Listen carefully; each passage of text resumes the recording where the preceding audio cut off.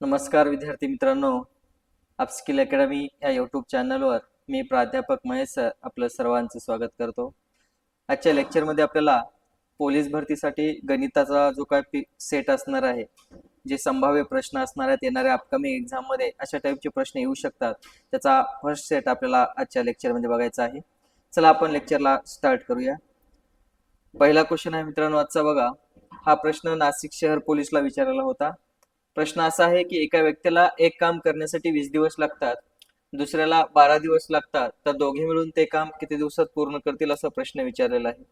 मित्रांनो आपल्याला माहिती आहे कामच्या प्रश्नामध्ये दोघांचा सेपरेट सेपरेट दिला आणि दोघांचं जर कंबाईन करायचं असेल तर त्यावेळेस एक शॉर्टकट आपल्याला सगळ्यांना माहिती आहे. शॉर्टकट अशी आहे की वरी दोघांचा गुणाकार करायचा आणि खाली दोघांची बेरीज करायची. हे शॉर्टकट आपण सगळ्यांनी शिकलेलं आहे. मग एका व्यक्तीला 20 दिवस लागलेत आणि दुसऱ्या व्यक्तीला 12 दिवस लागलेत. वरी दोघांचा गुणाकार खाली दोघांची बेरीज, 20 आणि 12ची बेरीज होत्या 32. पहिला जर तुम्ही कॅन्सल केलं तर 4 पंचे 20, 4 8 32. त्याच्यानंतर 4 2 8, 4 त्रिकोण 12, 5 गुणले 3 15 होतं, 15 भागिले 2 म्हणजे ते येईल 2 सत्ते 14, 2 पंचे 10, तर 7.5 दिवस लागतील. म्हणून या प्रश्नाचा आन्सर असेल 7.5 दिवस, ऑप्शन नंबर फर्स्ट. ठीक आहे, ऑप्शन नंबर थर्ड. तर अशा पद्धतीनं हा प्रश्न आपल्याला सॉल्व्ह करायचा आहे. ठीक आहे, हाच प्रश्न मित्रांनो तुम्ही लसावी काढून सुद्धा सॉल्व्ह करू शकता. पुढे जाऊ आपण नेक्स्ट प्रश्न. पुढला प्रश्न आहे ठाणे पोलीसला विचारलेला प्रश्न आहे मित्रांनो. 3 भावांच्या वयाची काय दिल्या तुम्हाला सरासरी दिल्या, त्यांच्या वयाचं गुणोत्तर दिलंय, तर त्यापैकी सर्वात लहान भावाचं वय किती असा प्रश्न विचारलेला आहे. मग आता मित्रांनो मला सांगा, ज्यावेळेस तुम्हाला सरासरी दिलेली असेल तर त्याच्यावर तुम्ही बेरीज काढू शकता. कसं, सरासरीचा फॉर्म्युला तुम्हाला माहिती आहे की सरासरी इक्वल्स टू काय असतं, बेरीज भागिले एकूण संख्या. बेरीज भागिले एकूण संख्या हा सरासरीचा फॉर्म्युला आहे मित्रांनो आपल्याला. ह्याच्यामध्ये मला सांगा सरासरी किती दिली आहे त्यांनी, तर 3 भावांची सरासरी दिली आहे 24. बेरीज माहित नाही आणि किती व्यक्ती आहेत, 3 व्यक्ती आहेत. म्हणजे भागाकारातले 3 इकडे गेले तर ते गुणाकारात जाणार, बरोबर आहे.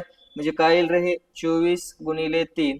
याचा अर्थ जर 3 व्यक्तींची सरासरी 24 असेल तर 3 व्यक्तींची वयाची बेरीज किती होईल, 24 त्रिक 72 होईल, बरोबर आहे. जर 3 व्यक्तींच्या वयाची बेरीज 72 असेल तर मग मला सांगा मित्रांनो आपल्याकडे रेशो मध्ये बेरीज दिल्या त्यांनी किती दिल्या बघा. इथं गुणोत्तरामध्ये बेरीज किती आहे, 3 व्यक्ती आहेत सपोज, ए बी आणि सी, यांचं गुणोत्तर दिलंय 2 जसे 3 जसे 7, बरोबर आहे. मग मला सांगा ह्यांची बेरीज किती होईल, 7 आणि 3 10, 10 आणि 2 12. मग 12x बरोबर जर हे 72 असेल तर x बरोबर किती, 12 गुण 72. जर x ची व्हॅल्यू 6 आली तर सर्वात लहान व्यक्ती कोण आहे इथं, तर ए आहे. त्याची व्हॅल्यू किती येईल, 6x. म्हणजे x ची व्हॅल्यू 6 आहे तर 2x ची व्हॅल्यू किती येईल, तर हे 2 गुणिले 6. ठीक आहे, म्हणून 2 गुणिले 6 किती येईल, तर 6 दोन्ही 12. म्हणून सर्वात लहान व्यक्तीचं जे काही वय असणार आहे ते असणार आहे 12 वर्ष. ठीक आहे, म्हणून या प्रश्नाचा आन्सर असेल मित्रांनो 12, जे तुम्हाला ऑप्शन नंबर डी मध्ये दिसतंय. तर अशा पद्धतीने मित्रांनो हा प्रश्न आपल्याला सॉल्व्ह करायचा आहे. समजतंय. चला पुढे जाऊ. पुढला प्रश्न बघा. ठाणे पोलीसला विचारलेला प्रश्न आहे मित्रांनो हा. विजयने 15,000 रुपये रक्कम दर साल दर शेकडा 12% दराने 5 वर्ष मुदतीसाठी व्याजाने घेतली, तर त्याला एकूण किती सरळ व्याज द्यावे लागेल. मित्रांनो सरळ व्याज दरवर्षी सारखं असतं, हे तुम्हाला माहिती आहे. सरळ व्याज दरवर्षी काय असतं, सारखं असतं. मग मला सांगा, जर सरळ व्याज दरवर्षी सारखं असेल तर एका वर्षाला 12% व्याज आहे, असे 5 वर्ष आहेत तर 12 पंचे 60% व्याज लागेल का नाही त्याला. दरवर्षी 12%, असं 5 वर्षासाठी 12 12 12 म्हणजे 60% व्याज लागेल. घेतले होते किती रे, 15,000 रुपये घेतले होते, तर ह्या 15,000ची जरी 60% काढायची तेवढं व्याज लागेल. 60% टक्के म्हणजे भागिले 100, हे 2 शून्य हे 2 शून्य कटलं, 150 गुणिले 60 किती होईल, 0 0 15 90. म्हणजेच त्या 15,000वर त्याला 9,000 रुपयाचं व्याज लागेल. म्हणून या प्रश्नाचा आन्सर असेल 9,000, जे तुम्हाला ऑप्शन नंबर सेकंड मध्ये दिसतंय. तर अशा पद्धतीनं हा प्रश्न आपल्याला सॉल्व्ह करायचा आहे. ठीक आहे, महत्वाचा प्रश्न आहे, अशा टाईपचा प्रश्न एक्झाम मध्ये येऊ शकतो. ठीक आहे, ऑलरेडी हा आलेला आहे. अपकमिंग एक्झाम मध्ये सुद्धा हा प्रश्न तुम्हाला दिसेल.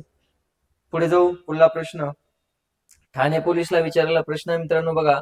काय म्हटले प्रश्नामध्ये, 4 मिनिटाचं 12 सेकंदाची गुणोत्तर किती.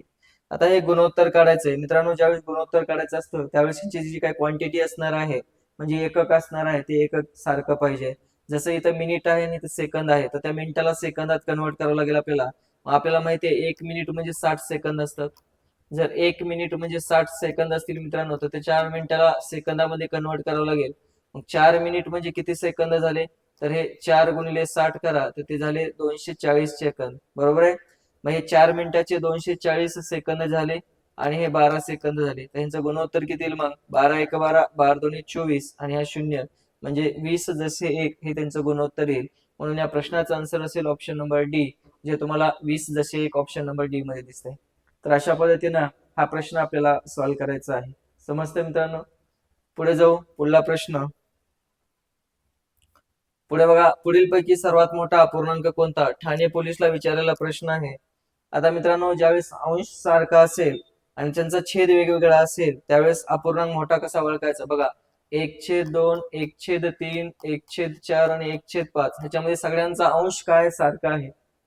जर तुमचा अंश सारखा असेल तर ज्याचा छेद लहान, लक्षात ठेवा, अंश सारखा असताना ज्याचा छेद लहान असेल तो अपूर्णांक सर्वात मोठा असतो. ज्याचा छेद लहान असेल तो सर्वात काय असतो? मोठा अपूर्णांक असतो, जर अंश सारखा असेल. बघा, किंवा तुम्ही असं सॉल्व्ह सुद्धा करू शकता. 1/2 म्हणजे किती येईल? 50% म्हणजे 0.5. 1/3 म्हणजे किती रे? 0.3 येते. 1/4 म्हणजे 25% म्हणजे 0.25 आणि 1/5 म्हणजे 20% म्हणजे 0.2. म्हणजे सर्वात जास्त कोण आहे? 0.5 आहे म्हणजे 1/2. तर काय सांगितलं की ज्याचा अंश समान आहे, तर अंश समान असताना ज्याचा छेद लहान तो सर्वात मोठा असतो. ज्याचा छेद लहान तो सर्वात मोठा असतो. म्हणून या प्रश्नाचा आन्सर असेल 1/2, जे तुम्हाला ऑप्शन नंबर 1 मध्ये दिसते. तर अशा पद्धतीनं हा प्रश्न तुम्हाला सॉल्व्ह करायचा आहे. हमखास अपूर्णांकाचा प्रश्न एक्झाम मध्ये विचारला जातो, लहान मोठाचा. ठीक आहे, पुढे जाऊ. पुढला प्रश्न संभाजीनगर पोलीसला विचारलेला प्रश्न आहे मित्रांनो. काय म्हटलंय या प्रश्नामध्ये? बघा, एक वस्तू 1308 रुपयास विकल्यावर (9% नफा झाला तर त्या वस्तूची खरेदी किंमत किती, असा प्रश्न विचारला. मग मित्रांनो मला सांगा, खरेदी किंमत टक्केवारीमध्ये आपली 100% असते. खरेदी किंमत किती असते? 100% असते, बरोबर आहे. आणि या खरेदी किमतीमध्ये जर तुम्ही नफा ऍड केला तर येणारी जी काय व्हॅल्यू असते ती व्हॅल्यू असते विक्री किंमत. कोणती ती किंमत तयार होत्या? विक्री किंमत तयार होत्या. मग 100% खरेदी किंमत असत्या आणि नफा किती झाला रे? 9%चा नफा झालाय. याचा अर्थ 100 + 9 म्हणजे विकलं कितीला असेल? 109%ला विकलं असेल, बरोबर आहे. मग मला सांगा, इथे 109%ला विकलंय आणि प्रश्नामध्ये सांगितलंय त्यानं 1308 रुपयाला विकलंय. तर विचारले वस्तूची खरेदी किंमत किती, तर खरेदी किंमत 100% असते. आता 100% बरोबर किती? तर अशा पद्धतीनं हा प्रश्न तुम्हाला सॉल्व्ह करायचा आहे. मग मित्रांनो, ह्याला जर तुम्ही सॉल्व्ह केलं तर 109 न जर कट केलं तर मला सांगा हे 12 टाइम जाते. बघा बघा, 109 गुणिले जर 12 केलं, 12 9 अष्टोदर्शन, हातचे 10 आले, 12 0 0 10, 10 ला 0, हातचा 1 आला, 12 1 12 आणि 1 13, 1308 येते, बरोबर आहे. म्हणजे कम्प्लीट 12 टाइम भाग जाते आणि 12 गुणिले 100 म्हणजेच किती येईल? 1200. म्हणून त्या वस्तूची जी काही खरेदी किंमत असेल मित्रांनो, तर ती खरेदी किंमत किती असणार आहे? 1200 असणार. किती?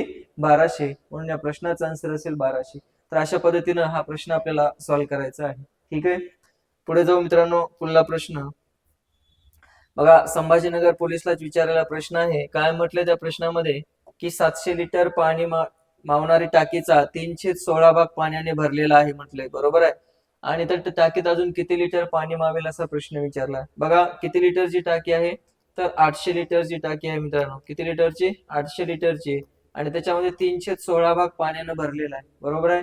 मग मला सांगा मित्रांनो, जर 16 म्हणजे जर हे 800 असेल तर 16 पैकी 3 भरलं म्हणजे अजून शिल्लक किती आहे? 13 आहे का नाही? अजून 13 लिटर पाणी त्याच्यामध्ये बसू शकते. म्हणजे 16 बरोबर जर 800 असेल तर 13 बरोबर किती? तर हे 16 पंचे 80, 50 गुणिले 13, 13 0 0, 13 5 65, म्हणजे त्या टाकीमध्ये अजून 650 लिटर पाणी मावेल. म्हणून या प्रश्नाचा आन्सर असेल 650, जे तुम्हाला ऑप्शन नंबर 1 मध्ये दिसत आहे. तर अशा पद्धतीने मित्रांनो हा प्रश्न आपल्याला सॉल्व्ह करायचा आहे. ठीक आहे, तर अशा पद्धतीने हे प्रश्न एक्झाम मध्ये विचारलेले आहेत आणि अशाच टाईपचे प्रश्न एक्झाम मध्ये आपल्याला अपकमिंग विचारले जातात. पुढे जाऊ. पुढला प्रश्न बघा, एका चौरसाचं क्षेत्रफळ दिलंय मित्रांनो तुम्हाला 1600 चौरस सेंटीमीटर, तर त्याची एक बाजू किती सेंटीमीटरची असेल असा प्रश्न विचारलाय. आपल्याला माहिती आहे की चौरसाचं जे क्षेत्रफळ असतं ते काय असतं? बाजूचा वर्ग असतो. चौरसाचे क्षेत्रफळ काय असतं मित्रांनो? तर बाजूचा वर्ग हे चौरसाच्या क्षेत्रफळाचा फॉर्म्युला असतो. आता क्षेत्रफळ जर दिले तर त्याच्यावरून तुम्हाला बाजू काढता येईल मित्रांनो. क्षेत्रफळ आहे 1600 चौरस सेंटीमीटर आणि ह्याच्यावरून बाजूचा वर्ग, बरोबर आहे. हे चौरसाच्या क्षेत्रफळाचा फॉर्म्युला आहे. दोन्ही बाजूचा जो वर्गमूळ तुम्ही काढलं तर हे बाजू बरोबर किती येईल? 1600 कितीचा वर्ग आहे रे? 40चा वर्ग आहे मित्रांनो. म्हणून त्याची जी बाजू असणार आहे ती येणार आहे किती? 40 सेंटीमीटर. म्हणून या प्रश्नाचा आन्सर असेल 40 सेंटीमीटर, ऑप्शन नंबर फर्स्ट. तर अशा पद्धतीने मित्रांनो हा प्रश्न आपल्याला सॉल्व्ह करायचा आहे. समजतंय? पुढे जाऊ मित्रांनो. पुढला प्रश्न बघा. एक कार जाताना संभाजीनगर पोलीसला विचारलेला प्रश्न आहे मित्रांनो. एक कार जाताना 30 किलोमीटर प्रति तास वेगाने जाते आणि परत येताना 20 किलोमीटर प्रति तास वेगाने येते, तर तिचा सरासरी वेग किती? मित्रांनो, जाताना आणि येताना इथं काय असणार आहे? अंतर सारखं असणार आहे. मग ज्यावेळेस अंतर सारखं असेल त्यावेळेस तुम्हाला सरासरी वेगचा फॉर्म्युला माहिती आहे. मोस्ट मोस्ट इम्पॉर्टंट प्रश्न आहे, हमखास एक्झाम मध्ये विचारला जातो. तर सरासरी वेग इक्वल्स टू काय असतं? 2 गुणिले S1 S2 भागिले S1 प्लस S2. ते S1 S2 काय असणार आहे? तर पहिला वेग आणि दुसरा वेग असणार आहे. S1 म्हणजे जातानाचा वेग आणि S2 म्हणजे येतानाचा वेग. मग मला सांगा, जातानाचा वेग किती होता? 30 किलोमीटर प्रति तास. येतानाचा वेग होता 20 किलोमीटर प्रति तास. खाली दोघांची बेरीज 30 आणि 20 किती झालं? 50. ह्याला जर तुम्ही सॉल्व्ह केलं मित्रांनो, काय येईल रे? 0 0 कटला, बरोबर आहे. अजून 5 न कट करा, 5 सख 30, 6 दुनी 12, 12 दुनी 24, म्हणजेच सरासरी वेग आला 24 किलोमीटर प्रति तास. किती आला? 24 किलोमीटर प्रति तास. म्हणून या प्रश्नाचा आन्सर असेल मित्रांनो 24 किलोमीटर प्रति तास, जे तुम्हाला ऑप्शन नंबर डी मध्ये दिसतंय. कुठे दिसतंय? ऑप्शन नंबर डी मध्ये. तर अशा पद्धतीनं हा प्रश्न आपल्याला सॉल्व्ह करायचा आहे. कळतंय? पुढे जाऊ मित्रांनो. पुढला प्रश्न बघा. दोन संख्यांचा लसावी आणि मसावी दिलाय मित्रांनो तुम्हाला, आणि विचारलं एक संख्या दिली आहे, दुसरी संख्या काढायच्या. नाशिक शहर पोलीसला विचारलेला प्रश्न आहे. मोस्ट इम्पॉर्टंट प्रश्न आहे.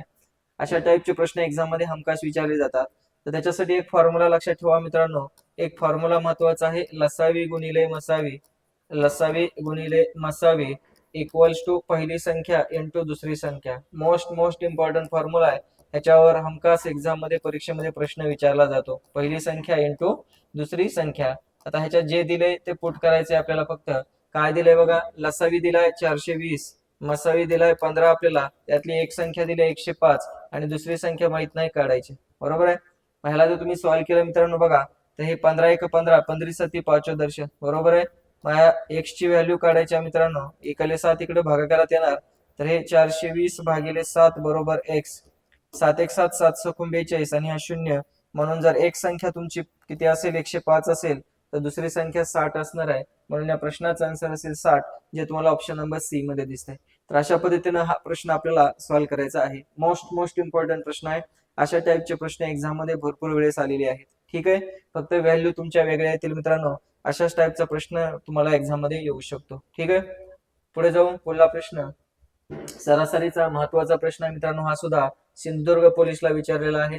काय म्हटलंय बघा प्रश्नामध्ये, एका वर्गातील 20 विद्यार्थ्यांचे सरासरी वय 10 वर्ष आहे. मला सांगा मित्रांनो, सरासरीचा फॉर्म्युला मी तुम्हाला आता सांगितला होता की सरासरी इक्वल्स टू काय असतं रे? बेरीज भागिले एकूण. सरासरी काय असतं? बेरीज भागिले एकूण. मग ह्याच्यावरून जर तुम्हाला बेरीज काढायची असेल मित्रांनो, तर बेरीज कशी काढणार रे? तर सरासरी आणि एकूण यांचा गुणाकार केला, सरासरी आणि एकूण यांचा जो गुणाकार केला तर तुम्हाला काय भेटते? बेरीज भेटते. किती सरासरी आहे रे? तर 20 विद्यार्थ्यांची सरासरी वय 10 वर्ष आहे. किती विद्यार्थी? 20 विद्यार्थी. त्यांची बेरीज किती झाली रे? 20 10 200. मग आता त्यात शिक्षकाचं वय मिळवलं, म्हणजे आता जर टोटल 20 विद्यार्थी होते आणि एक शिक्षक आला तर 21 जण झाले. जर 21 जण झाले तर सरासरी 2 न वाढली, म्हणजे आता 12 झाली ना, म्हणजे 2 न वाढली ना, 10 पासून 12 झाली. तर आता 12 21 विद्यार्थी म्हणजे 20 विद्यार्थी आणि एक शिक्षक असे 21 जण झाले आणि त्यांचं सरासरी वय 12 वर्ष आहे. त्यांची बेरीज किती झाली रे? 12 1 12, बरोबर आहे. हातची किती आला रे? हातचा 1 आला मित्रांनो. 12 1 12, 12ला 2, हातचा 1 आला. 12 2 24 आणि 1 25, किती? 252. मग मला सांगा बघा, इथं बेरीज किती? 200 आणि इथे किती? 252. तर त्या शिक्षकाचं वय किती असेल? 252 मधून 200 गेलं किती? 52. म्हणून या प्रश्नाचा आन्सर असेल 52, ऑप्शन नंबर डी. तर अशा पद्धतीनं हा प्रश्न आपल्याला सॉल्व्ह करायचा आहे. ठीक आहे. पुढे जाऊ मित्रांनो. पुढला प्रश्न, एका परीक्षेमध्ये 30% विद्यार्थी नापास झाले. संभाजीनगर पोलीसला विचारलेला प्रश्न आहे. महत्वाचा प्रश्न आहे मित्रांनो. अशा टाईपचा प्रश्न एक्झाम मध्ये विचारला जाऊ शकतो. काय दिलंय? एका परीक्षेत 30% विद्यार्थी नापास झाले. तर 30% विद्यार्थी नापास झाले आणि 350 विद्यार्थी पास झाले, तर किती विद्यार्थ्यांनी परीक्षा दिली होती असा प्रश्न विचारलाय. मग मला सांगा, जर 30% विद्यार्थी नापास झाले असतील तर पास किती झाले असतील मित्रांनो? 70% पास झाले असतील का नाही? आपल्याकडे 70% पास झालेत आणि इथं सांगितले 350 विद्यार्थी पास झालेत. तर परीक्षा किती जणांनी दिली? 100%. तर 100% बरोबर किती? 0 0 कटला, 7 1 7, 7 5 35, 5 गुणिले 100 म्हणजे किती? 500. म्हणजे परीक्षा किती जणांनी दिली? तर 500 जणांनी. म्हणून या प्रश्नाचा आन्सर असेल 500, ऑप्शन नंबर फर्स्ट. तर अशा पद्धतीनं हा प्रश्न आपल्याला सॉल्व्ह करायचा आहे. ठीक आहे. तर विद्यार्थी मित्रांनो, या लेक्चरमध्ये आपण महत्त्वाचे प्रश्न बघितलेले आहेत. भेटूया पुढील लेक्चरमध्ये. धन्यवाद.